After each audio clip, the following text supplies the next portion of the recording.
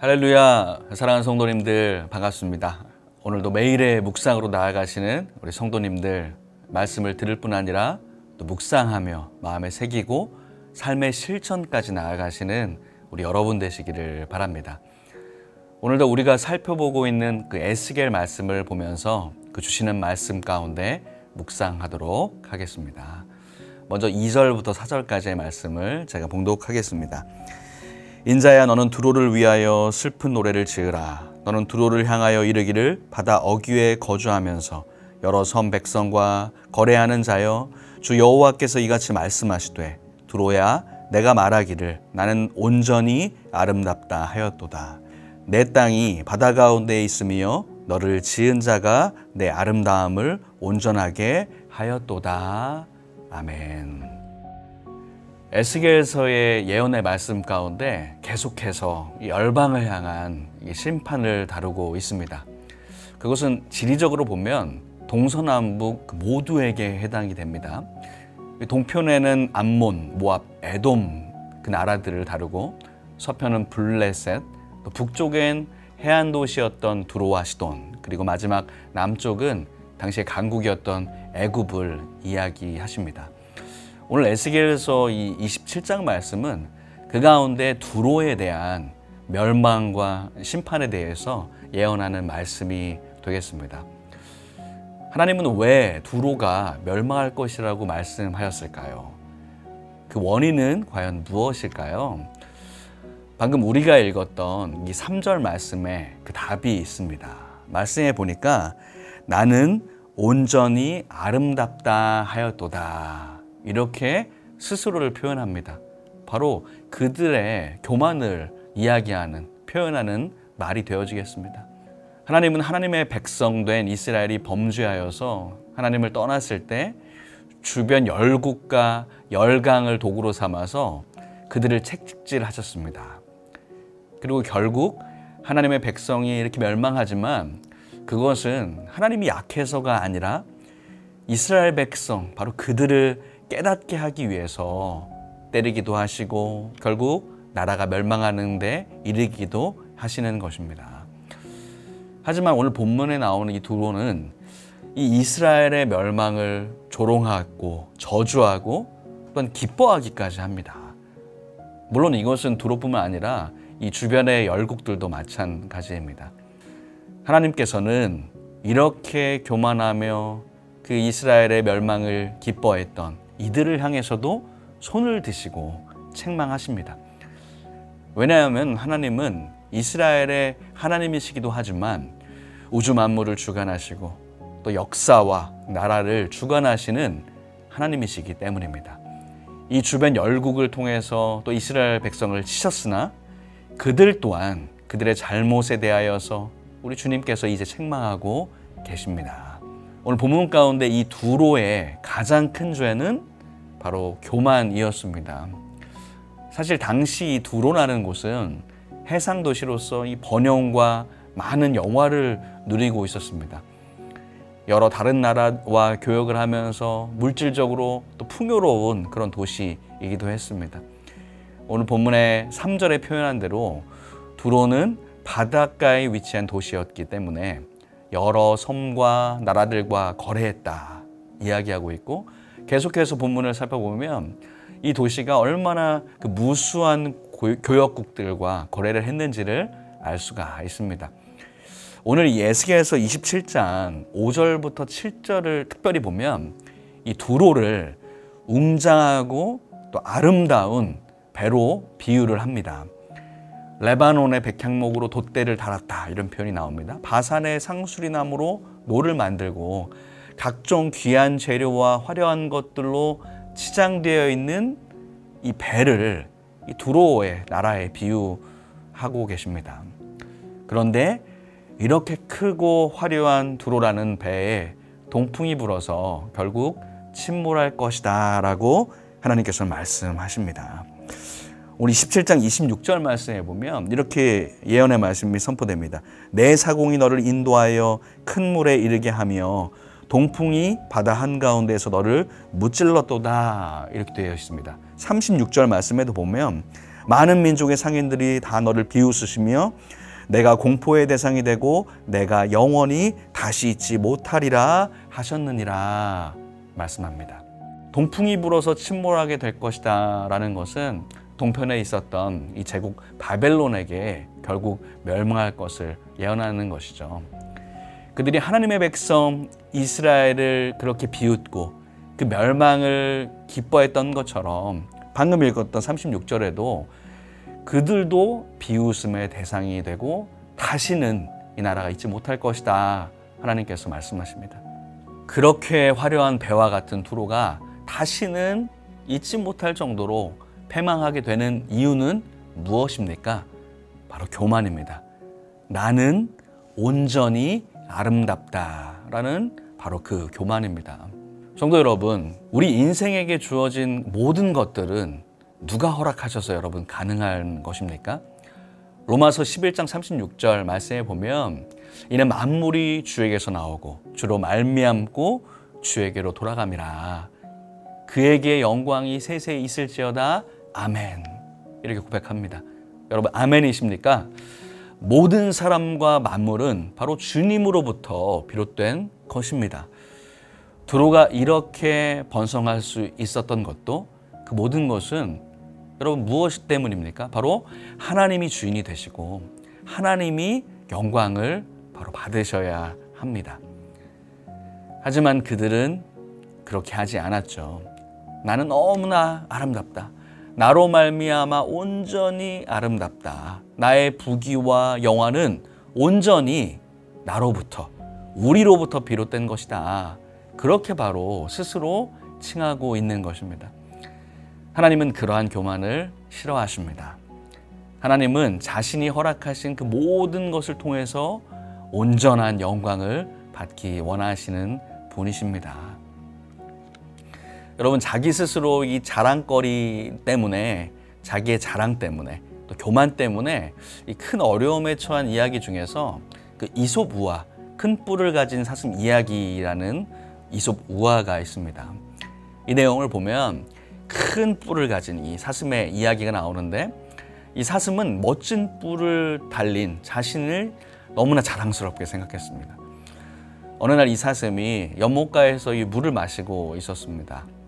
이 연못에 비친 자신의 모습을 보면서 이 자신의 모습을 보고 사슴은 왕관같이 정말 멋지게 뻗어있는 뿔을 보면서 자랑스러운 마음이 들었습니다. 나는 너무 아름답다 이렇게 생각했을 것입니다. 하지만 이 멋진 이 뿔에 비해서 마찬가지로 연못에 비친 이 가느다란 다리가 영 마음에 들지가 않았습니다. 그러면서 왜 내 다리는 이렇게 참 보잘것없고 얇고 길기만 할까 이렇게 생각했던 것이죠. 바로 이때 먹이를 찾던 사자가 물을 먹고 있는 이 사슴을 보고서 이 빠른 속도로 달려듭니다. 눈치를 챈 이 사슴은 바로 도망을 쳤겠죠. 이 사슴의 이 빠른 발은 이 사자의 걸음으로부터 벗어날 수가 있었습니다. 사자를 그래서 이제 거의 빠른 발로 인해서 거의 따돌릴 즈음에 이 사슴은 이 숲속으로 들어갔습니다. 하지만 그 멋진 사슴의 이 뿔이 나뭇가지에 결국 걸려서 옴짝달싹 못하게 되었다고 합니다. 그리고 이 사슴은 결국에 사자에게 잡혀먹고 죽게 되었다라는 그 이야기입니다. 이 사슴이 마지막 한마디를 했다고 합니다. 이 보잘것없는 내 다리는 나를 살릴 뻔했는데 자랑스럽게 여겼던 내 뿔이 나를 결국 죽게 만들었구나. 이렇게 이야기하면서 이 이야기로 이솝 우화는 마무리가 됩니다. 여러분 이 이야기를 들으면서 이 다윗 왕의 아들 압살롬도 생각이 납니다. 아버지 다윗에게 반란을 일으켜서 나라를 빼앗고 아버지를 죽이려고 전쟁에 나갑니다. 여러분 그런데 그의 최후가 어떻게 되었습니까? 노새를 타고 가던 이 압살롬이 큰 상수리 나무를 지나다가 그의 머리가 나무에 걸려서 매달리게 됩니다. 그리고 그 소식을 들은 요압에 의해서 죽임을 당하게 됩니다. 이 성경에서 이 압살롬을 소개할 때 그가 참 준수하고 아름답게 생겼다. 그리고 머리털이 무거웠다. 준수한 외모, 풍성한 머리털이 그에게 자랑이었습니다. 그런데 아이러니하게도 그 자랑이었던 그 머리카락 때문에 나무에 걸려서 어이없이 죽임을 맞이하게 됩니다. 한 가지 이야기를 더 나누도록 할까요, 여러분? 교만했던 왕, 하지만 하나님의 노여움으로 인하여서 죽임을 당한 왕의 이야기가 있습니다. 사도행전 12장 말씀에 보면 당시 왕이었던 헤롯 아그리파, 헤롯 왕에 대한 이야기가 나옵니다. 그는 이 초대교회를 핍박했던 사람이었습니다. 하지만 당시의 그 위세가 정말 대단했습니다. 왜냐하면 성경을 보면 당시의 주변에 오늘 본문에 나왔던 두로, 시돈 이런 나라들이 바로 이 헤롯을 찾아와서 눈치를 보고 아부를 할 정도로 그런 위세를 떨치고 있었던 사람입니다. 그런 가이사라의 어느 날 그 축제 가운데서 사도행전 12장은 이렇게 그의 모습을 기술합니다. 21절부터 제가 보면 헤롯이 나를 택하여 왕복을 입고 단상에 앉아 백성에게 연설하니 백성들이 크게 부르되 이것은 신의 소리요 사람의 소리가 아니라 하거늘 헤롯이 영광을 하나님께로 돌리지 아니하므로 주의 사자가 고치니 벌레에게 먹혀 죽으니라. 이 이야기, 이 스토리를 이 성경은 기술하고 있습니다. 헤롯 왕은 자신을 향하여서 아부하면서 신이라 너가 바로 하나님이다 칭하는 사람들의 말을 멈추게 하지 않습니다. 오히려 그것을 즐깁니다. 그리고 하나님께로 돌아갈 그 영광을 자신이 취하는 그 교만한 모습을 보여줍니다. 그 결과는 무엇입니까? 주님의 사자가 그를 쳤습니다. 신이라고 방금 칭송받던 그 사람이 너무 비참하게 벌레에게 먹혀 죽게 되는 비참한 결과를, 정말 즉시 재앙을 받는 결과를 보여줍니다. 여기 말씀에서 벌레에게 먹혀 죽으니라 라고 표현되어 있지만 저는 다른 말로 표현하자면 그 교만함으로 먹혀 죽으니라 이렇게 표현해도 되겠습니다. 바로 그의 교만이 그를 죽게 만든 것이죠.